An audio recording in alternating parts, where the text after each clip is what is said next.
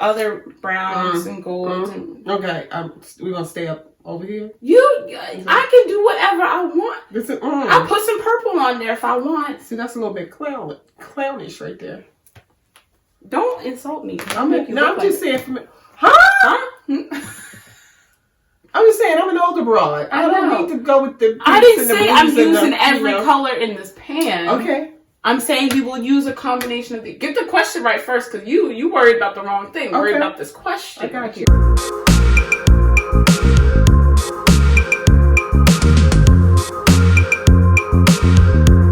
Hi y'all, welcome back to another episode of Makeup Mystery. My name is Sydney Nicole, and I'm here with a very, very, very special guest, mi madre, my mama, the one and only Lynette.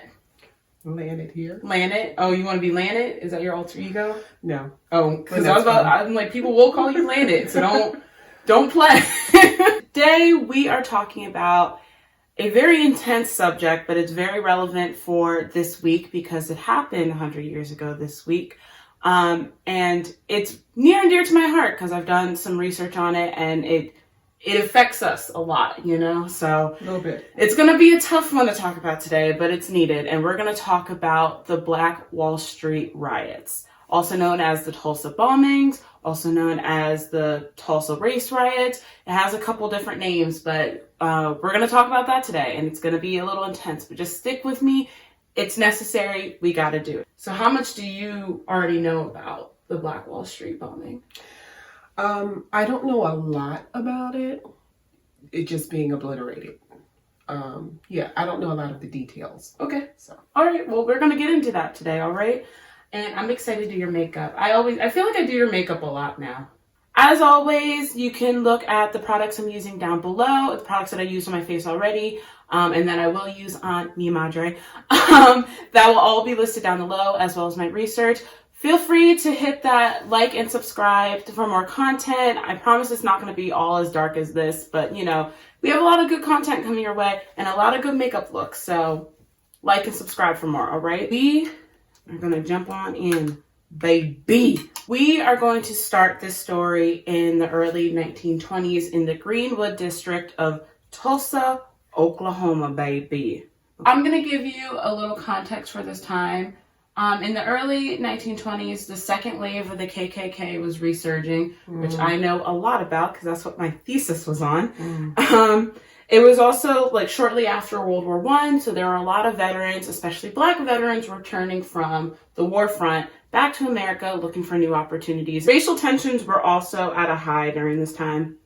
Keep in mind, this is like the height of the Jim Crow era, so we're not that far removed from the Civil War. The Civil War is still in living memory for a lot of people. We're in Jim Crow, segregation is a thing, so like, you know, racial tensions are naturally going to be at a high when all of that is at play. I'm going to go back for context a little bit to 1916. In 1916, Oklahoma passed a law that restricted Black individuals from living in places that have a 3/4 population of the other race, i.e. white people. So if they had a 3/4 population of white people, you as a Black person could not move to that neighborhood. Damn. Yeah. So the state court actually overturned this law the following year, but it was enforced anyway. So even though it technically wasn't on the books, it was very much enforced. Real estate agents wouldn't sell you a home if you were Black trying to move into a neighborhood that was predominantly white. Obviously, segregation laws were at play. Again, we're in the middle of Jim Crow era. So of course, this is going to create segregated neighborhoods where only Black people can live and white people can live, and you're not going to see a lot of race mixing, especially in Oklahoma. So if you were a wealthier Black resident, you had one option of the Greenwood district of Tulsa, Oklahoma. The neighborhood was organized in 1906 by a very famous Black intellectual. And this is our first question. This, you look so, wait, I gotta get to the question first. Who's the Black intellectual? Okay, wait. You're getting ahead of me. Okay. You're getting ahead of me, okay. All right? So I'm gonna need you to relax. Let me tell you what the options are, the question, and then... Oh, multiple choice? It's multiple choice. Cool, okay. Dang, you're just freaking out. Relax. If you get this question right, we will be using these two palettes today. the ColourPop California Love palette that I love. It's got some pretty golds and browns and stuff. See. Yeah, we like golds and browns. Yeah. Let's see. Let me see. Oh, yeah, those are nice. Oh, look at that. I know. That was great. That's pretty. Okay. And then we will also use the Jaclyn II palette from Morphe. If you get the question wrong, however, we will be using this Claire's palette, the Be Kind / Beautiful palette, or whatever this is, from Claire's. Y'all seen it a couple times. It's cute. Not my favorite. It's something. It's cute. Oh, yeah. she pastel. She pastel. Yeah, we'll go with that. Yeah, I don't really want to use this. She cute on the outside. All right. Okay. Well, it matters. She's cute on the outside, but that personality though ain't it. Her question is, who was the Black intellectual that organized the Greenwood District? A. W.E.B. Du Bois. B. Booker T. Washington. Or C. Martin Luther King Jr. Okay, so I know it's not MLK. Booker T. Washington or Du Bois. Final answer? Yes. That's incorrect. Damn! Who is it? It's Booker T. Washington. Booker T. Washington. So today we will be using Booker T. Washington. The Claire's I feel palette. so bad. They are probably in entirely different timelines, aren't they? No. No? No. They're very prominent Black intellectual figures, but they had very different views on how to advance Black people. Yeah. So Booker T. Washington was more about advancing through protesting and economics and all, but it's more like hands-on protesting. Right. Like we are different. We need to accept that we're different and get out in the streets. The whole physical advocacy, the whole Yes. Okay. While Du Bois was more like we need to assimilate further into white culture for them to understand our culture. Do you know what I mean? It was Booker T. Washington was more like we need our own neighborhood, our own Wall Street. We need our own schools. We need our own things. Well, Du Bois was like we need to put ourselves in these white spaces. We need spaces in white schools. We need spaces in white neighborhoods. So they had a differing ideal. All right, so we will be using the Claire's palette today. Sergeants, man. So yeah, Booker T. Washington helped to organize the district, and he named it after a district in Alabama that he had organized 5 years prior. So it was in like the Tuskegee region, like, you know, Tuskegee University where he went and everything. So he helped to organize a district there, and he named the Greenwood District of Tulsa after that. Here in the Greenwood District, people had the opportunities to, basically, they had the opportunity to live like white people at the time. You know, they had their own town, and here they had their own doctor's offices, their own schools, their own post offices, their own grocery stores. Like, it was a town of Black people doing their thing, you know? This was an especially popular option after World War I, when all the veterans were returning home. This area of Tulsa was a thriving and bustling area until late May of 1921. That's when shit hits the fan. Yeah. Oh, you didn't react to me cussing. Like a drunken sailor. I wonder who I get it from. Not for me. The beginning of the end was May 30th, 1921. 19-year-old Dick Rowland, who was a shoe shiner in the city, was going on an elevator to use the top floor restroom in a nearby building to his job. A 17-year-old Sarah Page was the elevator operator at the time. A little after 4 p.m., a nearby bystander heard a scream. Sounded like a woman scream coming from the elevator. When he went to investigate, he saw Sarah Page, visibly distraught. So he assumed automatically that she had been assaulted by Dick Rowland. Of course. Of course. He immediately called the police, and there was an investigation about it. Another theory is that Rowland could have just, tripped as he was getting into the elevator and fell on top of her or hit her or whatever. But neither has been confirmed. Like, they never confirmed if he actually assaulted her. They never confirmed if he tripped. Like, no one really knows. There was a small police investigation later that day, and the police determined that they did not think it was assault. They found out from Paige that at some point he had grabbed her arm. They don't know if it's from assault. They don't know if it was from him tripping or whatever, but at some point he grabbed her arm. She decided she didn't want to press charges. They didn't press charges. They didn't do anything about it. They just did the investigation and went on their way.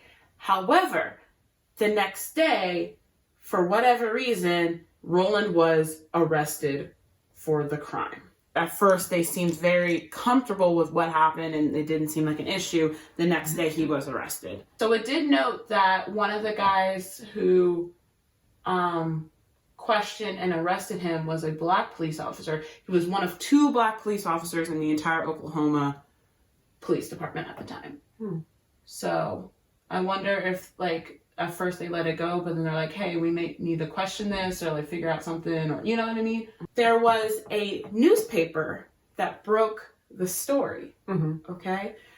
And it had these sensational headlines to get people interested in the story. And here we arrive to our second question. This will determine if we use the magnetic lashes that you got a couple days ago that you're really excited to try, Yeah, or if we use the L'Oreal Voluminous Lash Paradise Mascara. So either get the lashes you really, really want to try, or drugstore mascara that you don't care about.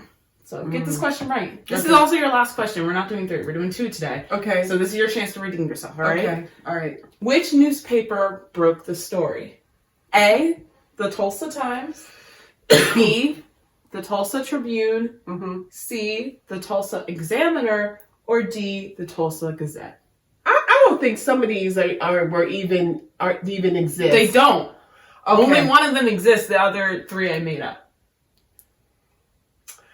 I'm going to say the Tulsa Tribune. Final answer? Tribune. Tribune. The Tulsa Tribune. The Tulsa Tribune. Because I'm getting those eyelashes today. Either way.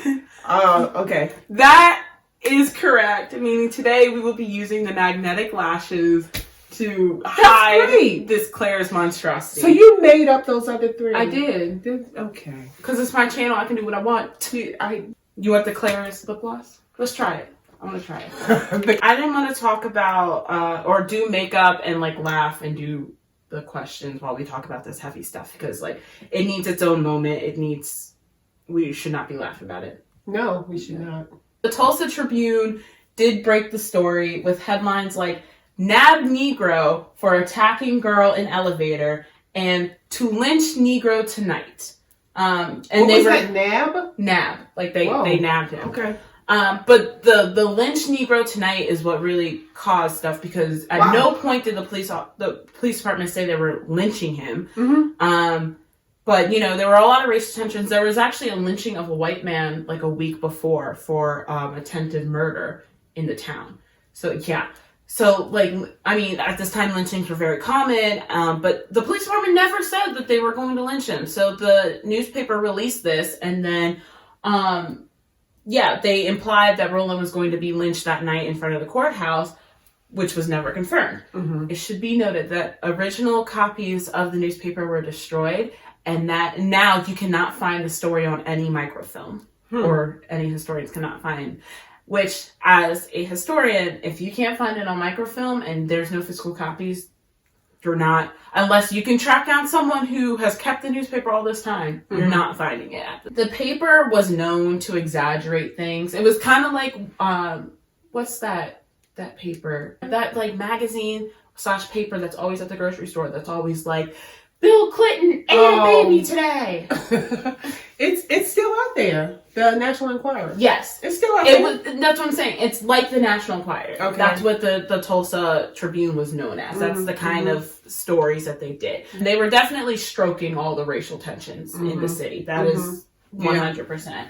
By the afternoon, people started meeting up around the courthouse preparing for a lynching. Now, like, reminder, back in this time, a lynching was a social event. Yeah. Like, people would come. The whole family. You would bring the kids. Yeah. Get some cotton candy, Some funnel popcorn, cake, and popcorn. And I mean, there are pictures of people like taking pictures with like a lynched body, and like it's supposed to be fun. It's like the fair, or like it's a thing. You would take your family there, which is disgusting. Like, I know you didn't have a whole lot to do back then, but like watching people die, that's what the family event was. But go off. Meanwhile, in Greenwood, people started meaning to talk about the arrest. So like I said before, a white man was lynched a week before for attempted murder. So they were like, this is a very real possibility that he might be getting lynched tonight. You know what I mean? Even though nothing was confirmed by police or anything, they saw the newspaper and they're like, I mean, there's a chance, you know what I mean? Like that this could happen. So it was, people were conflicted about what they should do about it. Some of the Black residents, most of them being like young World War I vets that have recently returned, started to arm themselves because they were expecting a full-on assault confrontation to come forth because they heard about the mob that was meeting at the courthouse. Around 9:30, several of the Black armed residents started getting into their cars and driving downtown to the courthouse to see what was going on. Now, of course, when the white mob sees, they were saying like 50 to 60 Black residents. Oh no. Yeah, when they see them armed going downtown, they get like really scared because they're like, oh my gosh, there's a bunch of armed Black people. Yeah. Then they started taking up arms. So eventually there were soon around 2,000 people outside of the courthouse. Wow. Most of them being armed with some sort of weapon. There was a lot of bickering going on, and somehow a shot went off. Some people said that it was an accidental shot. Some people said it was like a warning shot. And for several moments, there were shots coming from both sides, both from the Black residents and the white residents.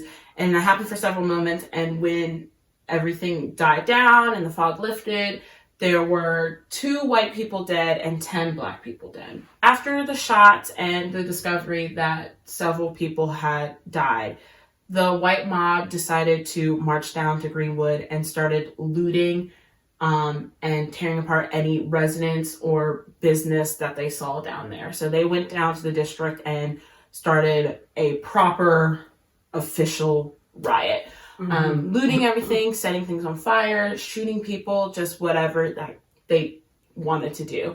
And of course, the Black residents were fighting back. They were shooting back. They were engaging in other fights. And but they were just so outnumbered by the rest of the population of Tulsa.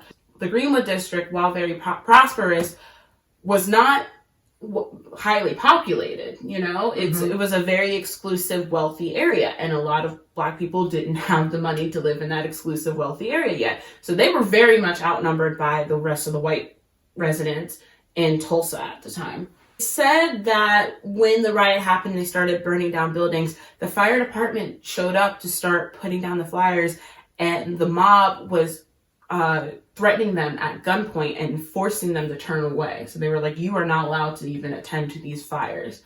So yeah, they kind of had a run on the whole town at this point. By 4 a.m. of the next day, over 24 Black businesses had been burned down. Around 5 a.m., there was a train whistle from a nearby train, as there would be in any city at this time. However, people of the white mob took that as a signal. They thought it was like a signal for like an all-out assault. The Greenwood residents, it was daybreak, it was the next day, they started to flee because they knew like, we can't really stay here. And as they were fleeing, members of the white mob would get in their cars and shoot at anyone that they saw. So I would like to state the difference of what happened here. At first, they were shooting at protesters and the armed people that were downtown. You know, if you were hiding in your house, you weren't getting shot at because you weren't where all the people were. By this point, they were just shooting any Black person they saw. Yeah. It wasn't, oh, you're a protester, oh, you're armed, oh, you're a man in a car and you're scaring me. It was like, we see women and children and men running and we're gunning them down in the street. And you're Black. And you're Black, yeah. And we're just, well, they killed another white man by accident in the confusion. So like there was no organization. They were just, it was a murder spree. It was basically like the purge. At this time too, privately owned planes were deployed from the local airport, a small airport, and people were dropping firebombs on the city. Their argument was like, well, we were scared and in self-defense and we were worried because all these black people running around with... You have bombs. You're dropping bombs from planes. You know you have the upper hand. You can't be scared from your plane. It should be noted at this time that there were law enforcement people in the planes. And when questioned about it later, they said that they were doing it for reconnaissance and just looking over the city so they could stop a black uprising. Because they were worried at this time of a black uprising, even though black people were being gunned down in the street. Eventually, the National Guard did suppress the riot after a few days. So all in all, the elevator incident started March 30th. By June 1st, midday-ish is when everything ended. Wow. So it took the entire weekend, the entire Memorial Day weekend at that. And I would like to remind you, we have World War I veterans in these neighborhoods who've lost everything or died or whatever. And on Memorial Day weekend, a time where they should be reflecting on their service and the people that they've lost, they were instead being gunned down in the streets. The official number of deaths vary so drastically. It's ridiculous. It's so difficult to get an actual number of how many people died. From what I saw, it is said that about 9 to 10 white individuals died. It is estimated that between 26 and 175 black people died.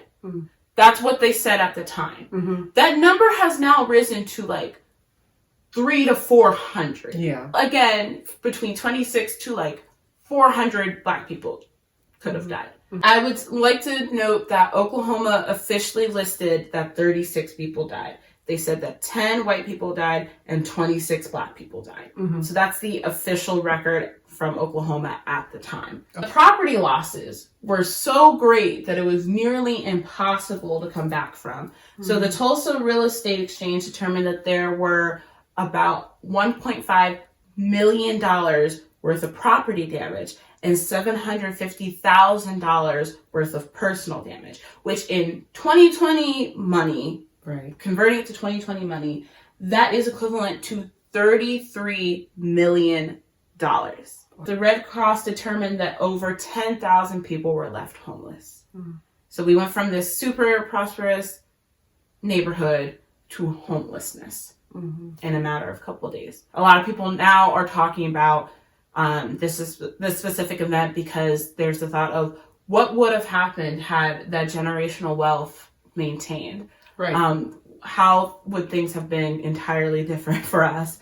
You know, if that generational wealth was still here. This video going up now today, I mean, this was 100 years ago today.